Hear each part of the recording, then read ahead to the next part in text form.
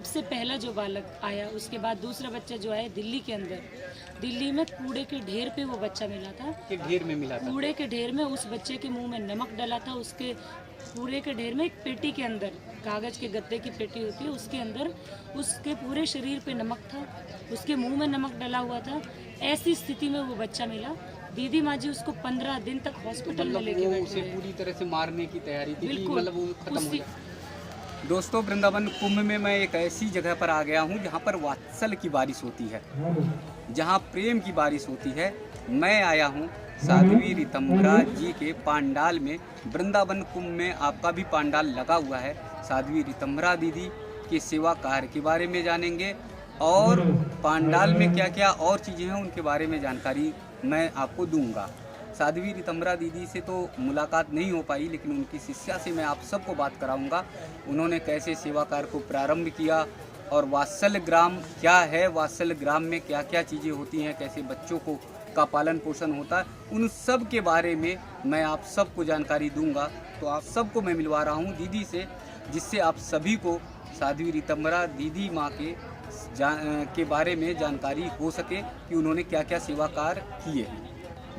बहुत बहुत प्रणाम जी। अपना पूरा परिचय दें। मैं साध्वी सत्य कीर्ति पूज्य दीदी माँ जी की शिष्या हूँ जी। और वात्सल्य ग्राम वृंदावन के अंदर हम लोग पूज्य दीदी माँ जी के साथ उनके सानिध्य में हैं। जी। तो आप सभी तो परिचित हैं, पूज्य दीदी माँ जी उनको किसी नाम की आवश्यकता नहीं है, क्योंकि उनका नाम, उनका काम ही इतना रहा है कि उनका काम बोला है शुरू से। श्री राम जन्मभूमि के समय जब पूज्य दीदी माँ जी ने देश के अंदर कार्य किया था, उस समय उनके चित्त में वृद्धाश्रम, अनाथालय और नारी निकेतन उन्होंने बहुत नज़दीक से देखा कि अनाथालयों की स्थितियाँ कैसी हैं, वृद्धाश्रम कैसे हैं।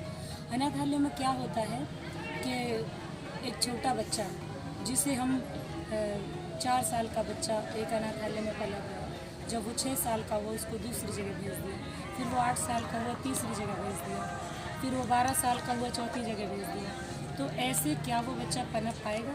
जैसे किसी पौधे को हम एक स्थान पे बोएं, उसके बाद दूसरे स्थान पे उखाड़ के फिर दूसरी जगह लगाएं, फिर तीसरी जगह लगाएं, तो जैसे पौधा कभी पनप नहीं सकता, ऐसे वो बालक, उसका कभी विकास नहीं हो पाएगा।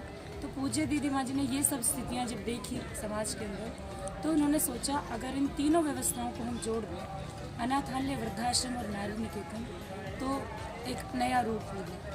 तो आपस में एक दूसरे से सबको सब कुछ प्राप्त हो जाएगा। तो अनाथालय, वृद्धाश्रम और नारी निकेतन वृंदावन में पूज्य दीदी माँ जी ने इन तीनों व्यवस्थाओं को जोड़ा। तो अनाथालय, जो बच्चे वहाँ अनाथालय में पले बड़े वो यहाँ पे आए, हमारे वात्सल्य ग्राम के गेट पे एक पालना गृह बना है, वहाँ पे बच्चे को छोड़ जाते हैं, क्योंकि देखा कि बच्चे को कचरे के ढेर पे छोड़ रहे हैं, कुत्ते उसको खींच के ले जा रहे हैं। ऐसी स्थिति जब बन रही है तो दीदी माँ जी ने पालना बनवाया। पालने में बच्चे आते हैं तो सम्मान के साथ उस बच्चे का स्वागत करके उसको अंदर लेके जाते हैं। यशोदा माताएँ हैं यहाँ, यशोदा माताएँ बच्चे को जिन्होंने जन्म नहीं दिया लेकिन पालन पोषण किया, इसलिए वो यशोदा माता है। जैसे हम किसी बच्चे को भी रात को उठा के पूछेंगे कि कृष्ण भगवान की माँ कौन थी, तो सभी कहेंगे कि यशोदा, क्योंकि जन्म देने से पालने वाली बड़ी होती हैं।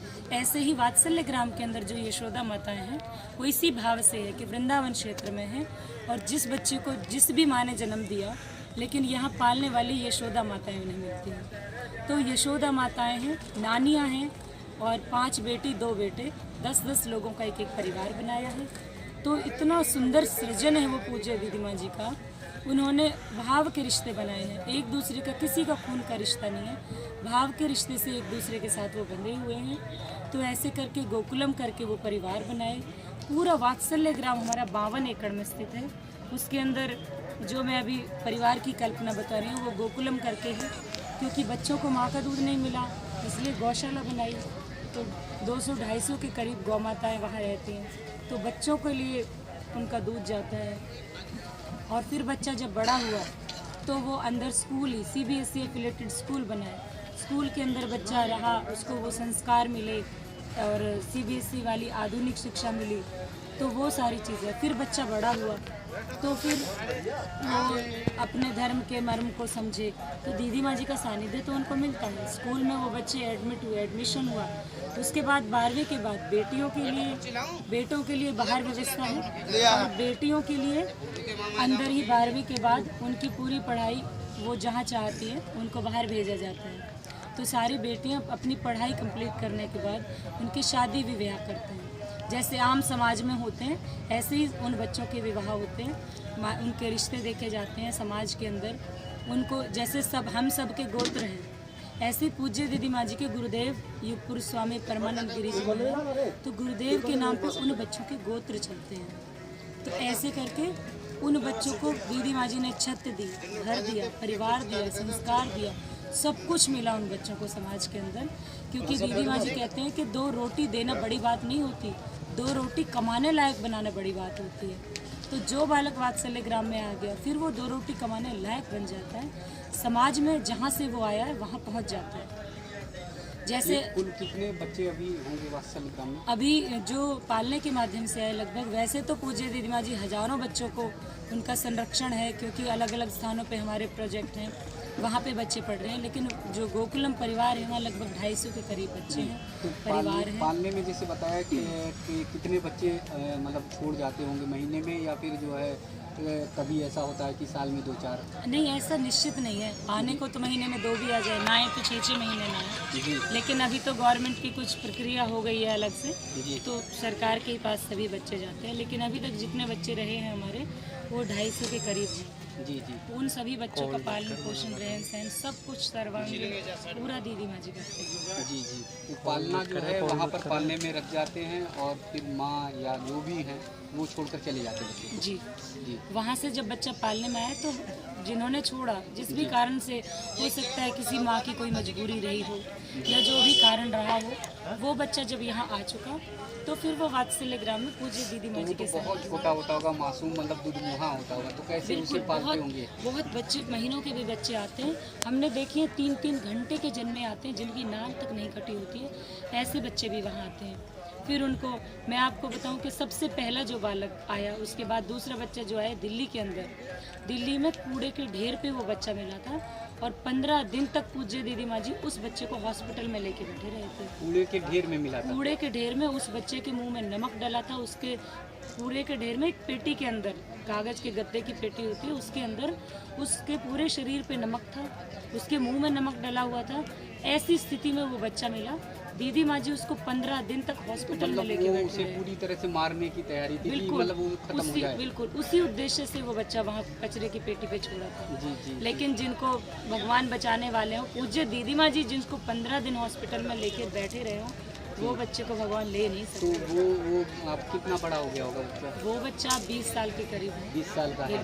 तो कभी उसे याद आई या मतलब चर्चा नहीं, में? देखिए वर्तमान जो होता है ना, पूज्य दीदी माँ जी उनको इतना प्यार देते हैं, इतना प्यार देते हैं कि वो पिछला अपना पूछना भी नहीं चाहते कि हमारा जो रहा क्या रहा। बच्चे कहते हैं कि जो भी रहा हो अब हमारा। वो क्या कर रहे हैं? उनकी पढ़ाई कर रहे हैं? अभी हमारे जो बड़े बेटियां हैं, बेटे हैं, लगभग कोई BDS कर रही हैं, MBBS कर रहे हैं, CA कर रहे हैं, कंप्यूटर कर रहे हैं, चार्टेड अकाउंटेंट। तो सारे बच्चे बहुत अच्छी पढ़ाई कर रहे हैं, अच्छी पोस्ट पे हैं, जिनके परिवार ने छोड़ दिया और वहाँ रह रहे हैं, वो पढ़ाई कर रहे हैं। जी, वो सारे बच्चे जी। अच्छी पोस्ट पे। आप उन बच्चों को देखोगे कह नहीं सकते, क्योंकि पूज्य दीदी माँ जी का इतना सानिध्य उनको मिला, इतना प्रेम मिला, इतना संरक्षण मिला उन बच्चों को। दीदी माँ जी एक बात कहते हैं कि मैं छत दे के आसमान नहीं छीनना चाहती। मतलब उन्होंने छत दी बच्चों को, तो उनकी इच्छाओं को या वो जो बनना चाहते हैं उसको नहीं छीनेंगे। इसलिए जो बच्चे जो बनना चाहते हैं उनको पूरी पढ़ाई,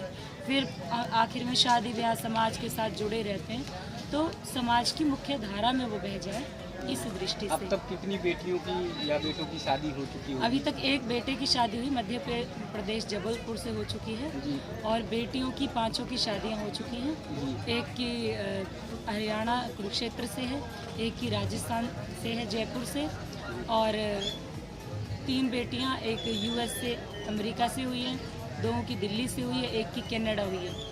तो अलग अलग अमेरिका और यूएस में भी हुई है। जी जी बिल्कुल। यहाँ आश्रम में रहकर और उनकी बेटियों की शादी। जी, क्योंकि रिश्ते आते हैं पूज्य दीदी माँ जी से जुड़े हुए लोग, या जो देखते हैं टीवी पे, उनको लगता है कि हमारी बेटी, हमारा बेटा वहाँ ब्याह जाए, मतलब वहाँ उसका विवाह हो जहाँ संस्कारवान उनको, क्योंकि आजकल सब लोग यही चाहते हैं कि एक बहू आए तो संस्कारी हो। जी, जी। तो हमारे वात्सल्य ग्राम के अंदर जो बेटियां हैं वास्तव में सच्चे हृदय की, साफ दिल की, वो संस्कारी बेटियां मतलब हैं। परिवार जो है, परिवार के लोग अगर होते तो शायद इतनी अच्छी शादी नहीं कर पाते या विदेश तक रिश्ते नहीं जोड़ पाते, बिल्कुल। लेकिन दीदी माँ के सानिध्य में वो। जी बिल्कुल। और क्या होता है यहाँ वात्सल्य ग्राम में मामा बन जाते हैं। जैसे आते हैं लोग तो पूज्य दीदी माँ जी के सानिध्य में देखा, वो वात्सल्य ग्राम के बच्चों के मामा होते हैं। जी। फिर मामा भात भरना, वो सारी जो प्रक्रिया प्रक्रिया होती होती है वो सब करते हैं, तो उनको भी आनंद आता है, बच्चों को भी आनंद आता है, तो सब बहुत पूरे एक परिवार को जोड़ने का काम। जी, जी, कि बच्चियाँ हैं तो उन्हें परिवार का प्यार मिले, हाँ जी। बच्चे हैं उन्हें परिवार का प्यार मिले, एक रिश्ते की डोर को जोड़ें। जी बिल्कुल। मैं अभी देख रहा हूँ तमाम ऐसे जो दीदी माँ के लगे हुए चित्र, तो उसमें तमाम सेवा कार्य हैं, कहीं केदार घाटी में, कहीं नेपाल में, तमाम जगहों पर। जी। तो कैसे दीदी माँ जाती हैं? जैसे जब उत्तराखंड की बात आई, उस समय केदारनाथ में जो त्रासदी हुई, उस समय दीदी माँ जी ने देखा कि धन सब दे रहे हैं, सामान भी दे रहे हैं, लेकिन जब एक परिवार के इतने लोगों के 7 पुरुष एक परिवार के चले गए हों, तो उस महिला पे क्या बीत रही होगी। दीदी माँ जी ने पर्स में, बैग में डाले पैसे, उन्होंने कहा हम जाएंगे। दीदी माँ जी पहाड़ की चोटी पे, गहरी खाइयों में इतनी यात्राएं की उस समय केदारनाथ घाटी के अंदर दीदी माँ जी ने। उन्होंने जिस परिवार के 7 पुरुष चले गए हों, उस महिला की स्थिति क्या थी, उन्होंने उनको प्रेम दिया, जाके वात्सल्य दिया, तो वो चेतना में वापस लौटी। क्योंकि हमने देखा उनको कि आप उस चित्र में भी देख रहे होंगे, उसमें उस परिवार के 7 लोग चले गए थे, तो वो महिला सुन्न हो गई थी एक तरह से। तो दीदी माँ जी ने उनको प्रेम दिया, वात्सल्य दिया, उनसे बातें की, तो वो वापस उसने रुदन किया, वरना रोना भी छोड़ दिया था उसने, पत्थर सी हो गई थी। पत्थर सी हो गई थी। तो उस समय दीदी माँ जी ने उनको कुछ धन दिया और सारी चीज़ें, एक परिवारों में, एक घरों में जाके सेवा की। जैसे नेपाल में जब भूकंप आया, उस समय हम लोग भी वहाँ रहे। दीदी माँ जी ने वहाँ जाके सारे परिवारों से, लोगों से मिले और वहाँ घर बनवा के दिए। 400 परिवारों के घर बनाए जो भूकंप से प्रभावित नहीं होते, ऐसे घर बने। जैसे बहुत राष्ट्र रक्षा सूत्र अभियान चलाए दीदी माँ जी। 400 घर बनवाए जी। दीदी माँ ने अपने जी जी जी, वहाँ पे इतने सारे कार्य किए। जी। और मैं आपको वात्सल्य का अर्थ बता दूँ, जो पूज्य दीदी माँ जी ने जिस उद्देश्य से ये वात्सल्य होता है, जैसे गौ माता का जो बच्चा होता है, बछड़ा बछिया जो भी, उसको वत्स बोलते हैं। तो जब उसका जन्म होता है तो वो बहुत गंदी स्थिति में होता है, और जब वो गंदी स्थिति में होता है तो माँ के गर्भ से जब निकलेगा, तो जो गौ माता होती है वो अपनी जीवा से उसको चाट के बहुत अच्छा बना देती है। मतलब कि जैसी स्थिति में वो पैदा हुआ, उसको जैसा होना चाहिए वैसा बना देती है। तो वात्सल्य ग्राम में जो भी बालक आता है, जो भी व्यक्ति आता है, तो वो जिस भी स्थिति में आते हैं, दीदी माँ जी ने कभी किसी से नहीं पूछा कि आपका पास्ट क्या है। वो बस कहते हैं कि आप आओ, और जैसा उनको समाज में होना चाहिए उनको वैसे बना देते हैं। तो ये है वात्सल्य शब्द। मैंने देखा है कि 90-92 के समय पर दीदी माँ का जो यशी विचार होता था, उससे लोग जो है रोमांचित हो जाया करते थे। तो वैसा तेज और विचार क्या बहनों में है, आश्रम में जो है उनका उद्बोधन, उनकी वाणी में ऐसी शक्तियाँ हैं?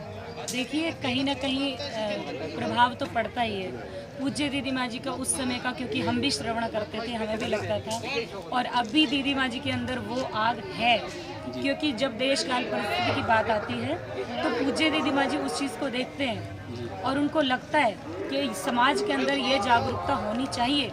वो हम लोगों को भी प्रेरित करते हैं और उनका श्रवण करके हमारे अंदर भी वो अग्नि ज्वाला जलती है। हमें भी लगता है कि समाज और देश के अंदर वो स्थिति होनी चाहिए जो वास्तव में समाज में जिस चीज़ की आवश्यकता है।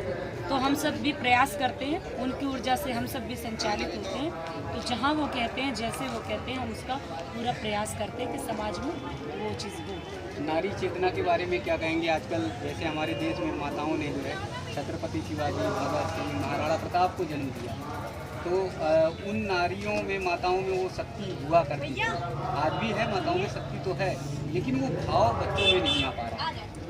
उसका कारण है मध्यकालीन जो भारत की स्थिति रही है वो बहुत अच्छी नहीं रही। क्योंकि वास्तव में हम धार्मिक ग्रंथों को उठा के देखें, जो राजगुरु सुखदेव इनकी माताएं रही होंगी, उन्होंने देश के अंदर अपने बच्चों के अंदर वो फूट फूट के भरा। आपने देखा कि शुद्धोसी बुद्धोसी निरंजनोसी, ये माता ने अपने बच्चे के चित्त में जब बचपन से भर दिया तो बच्चे तो वैराग्य और देशभक्ति को प्राप्त होंगे ही होंगे।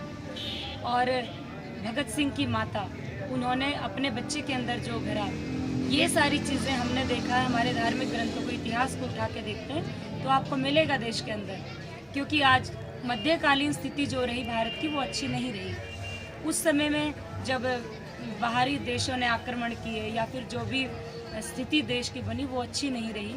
उसमें नारी ने अपने आप को, घूंघट प्रथा चली, ये सारी चीज़ों के कारण नारी ने अपने आप को संकुचित समझा, अपने रूप को नहीं समझ पाई। उसके कारण क्या हुआ, एक संकुचित वो विचारधारा हुई या जो भी रहा हो उस समय, तो उसके अंदर नारी अपने आप को सीमित करके रहने लगी। अब जब जो खुद कुंठा से भरी हुई है, वो एक उदार चरित्र वाले बच्चे को कैसे जन्म दे सकती है जो खुद कुंठा में हो। तो इसीलिए वो सारी चीज़ें मध्यकालीन स्थिति में बिगड़ी, जिसका प्रभाव अभी तक पड़ा हुआ है। लेकिन अभी बहुत जागरूकता है देश के अंदर, नारी शक्ति को लेकर, नारी सशक्तिकरण को लेकर बहुत देश के अंदर जागरूकता चल रही है। पूज्य दीदी माँ जी भी बहुत स्थानों पे जाते हैं, उनके भी प्रोग्राम होते हैं, वो भी देश को संबोधित करते हैं इस विषय को लेकर। तो आगे आगे भविष्य में ये सारी चीज़ें अच्छी होंगी, ऐसा हमको लगता है, और होगा। दोस्तों, अभी आप सुन रहे थे दीदी को, और उन्हीं की छवि जो है, दीदी माँ की ही छवि आप में दिखाई देती है। आपने सेवा काम के तमाम बातें बताई, ओजस्वी विचार दीदी माँ के बताएं, लेकिन उस बच्चे की कहानी आप जब सुने होंगे, या उस बच्चे की कहानी आप जब सुनेंगे तो आपकी भी आंखें भर आएंगी कि जिस बच्चे को मरने के लिए छोड़ दिया, मासूम दुधमुहा बच्चा, और उसको चारों तरफ से नमक, यानी मुंह तक में नमक रख दिया गया। जिसने भी छोड़ा था, बस ये था कि वो कभी कैसे भी किसी तरह से मर जाए और कूड़े के ढेर से। मगर दीदी माँ उसे उठाकर ले आई और 15 दिनों तक उसके लिए रात दिन एक कर दिया, उसे बचाने के लिए। वो बच्चा आज 20 साल का है। तो आप ये समझ सकते होंगे कि देश में, मैं दावे के साथ कह सकता हूँ कि अगर सेवा का सबसे पुण्य काम कोई कर रहा तो साध्वी रीतम्भरा दीदी कर रही हैं, जो इतना वात्सल का प्रेम जो है लोगों को अर्पित कर रही हैं। एक ऐसे बच्चे को बचाने का काम कर रही हैं कि जो मरने के कगार पे था, मतलब परिवार और जिसने छोड़ा उसके मृत्यु नज़दीक थी, ऐसे कंडीशंस में काम कर रहे हैं। तो मेरा सभी दर्शकों से निवेदन है, मेरे सभी साथियों से निवेदन है कि एक बार अगर वृंदावन कुंभ आ रहे हैं, या मथुरा या वृंदावन के पावन धरती पे आपके पैर पड़ रहे हैं, तो दीदी माँ के आश्रम पर, वात्सल आश्रम में ज़रूर पहुँचे। वृंदावन में कुंभ में आश्रम लगा हुआ है, और मैं दीदी से एड्रेस के लिए मैं बता दूंगा। तो देश भर से जहाँ भी आप पहुँचें, कैसे पहुँच सकते हैं, तो उसके बारे में भी दीदी जी बताइएगा। जी, हमारा वात्सल्य ग्राम मथुरा वृंदावन मार्ग पे है। मथुरा से 8 किलोमीटर दूर और वृंदावन से 4 किलोमीटर मथुरा रोड पे है। तो वहाँ बहुत बड़ा गेट है, वहाँ लिखा है वात्सल्य ग्राम। आप जाएंगे तो आप सब वहाँ, इतना बड़ा 52 एकड़ में जो पूज्य दीदी माँ जी ने वात्सल्य ग्राम बसाया है, आप ज़रूर वहाँ आइए और दर्शन करिए। क्योंकि हम उसको देखना नहीं कहेंगे, हम उसको कहेंगे दर्शन। क्योंकि वास्तव में उन्होंने इतनी बड़ी सृष्टि रची है, उसका दर्शन बहुत ज़रूरी है। आपको लगेगा यहाँ आने के बाद कि वास्तव में हमारे जीवन धन्य है कि हमने ऐसी धरा पे इस सृजन का दर्शन किया है, क्योंकि दीदी माँ जी ने ऐसा सृजन किया। तो दोस्तों, अब मैं आप सबको वात्सल्य ग्राम में प्रदर्शनी दिखाऊंगा। उन्होंने सेवा कार्य कौन कौन से किए हैं और कौन कौन से सेवा काम चल रहे हैं। वात्सल्य ग्राम में दीदी माँ यानी साध्वी रीतम्भरा दीदी के सेवा कार्य के बारे में प्रदर्शनी के माध्यम से दिखाऊंगा। तो देखिए, प्रदर्शनी में उनके सेवा कार्य के बारे में आपको तमाम जानकारियाँ मिलेंगी।